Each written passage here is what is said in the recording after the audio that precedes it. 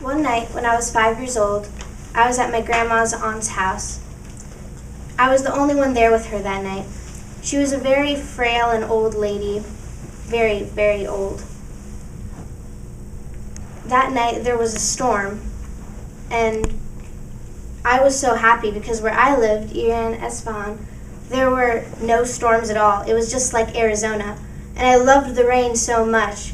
You could imagine at the age of 5 how much I wanted to go outside, but I couldn't because it was very windy and rainy. But I loved it so much. I was so excited. That was such a big joy for me at that moment. The rain meant so much to me. My grandma's aunt, however, she wasn't as excited because she had a very small house with lots of stuff inside and out that she cared about so much. Those materials were everything to her. Really, nothing meant more to her than all those materials. She wouldn't ever throw anything away. She would keep them all, and she cared for them so much. Some of the things that were outside, however, in the rain, she was afraid they'd get ruined. She was very anxious. I was just sitting there, wondering why someone would care that much over materials. Then she started crying, worrying about her stuff so much. It got to a point that she was shouting and screaming for her stuff, but she couldn't go outside because there was a storm. The whole time, as a 5-year-old, I thought this was a happy moment. There was rain. I never got to see rain. And then my grandma's aunt, she's all worried over materials. I was at the age of 5.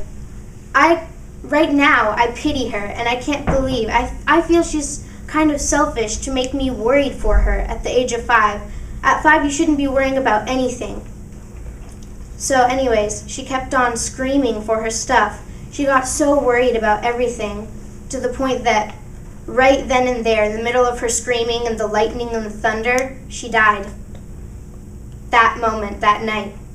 I just sat there the whole time. I didn't cry or anything because at that moment, at the age of 5, I pitied her also because nothing is worth losing your life over, especially materials. I mean, they're materials, and I feel she's so selfish. I'm there, and she just leaves me like that over all her stuff.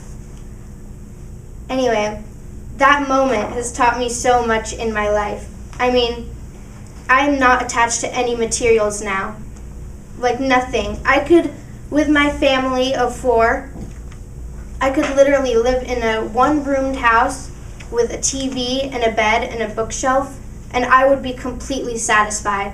In fact, I keep on suggesting that to them because we have a normal-sized house and a backyard, and I don't like too many things at all, even if it's the average amount. Even my children, they're starting to get fed up with me because every once in a while, I'll tell them they should throw out most of their stuff in their room because it's getting too crowded, and they're like, no, I like these things. To me, if it doesn't have a very important memory to you, or if it's not useful all the time, then I'll just throw it away, even when they're not there. I just throw it away. That moment has become such an impact in my life, witnessing a death at the age of 5. Now I'll never be connected to any materials or anything.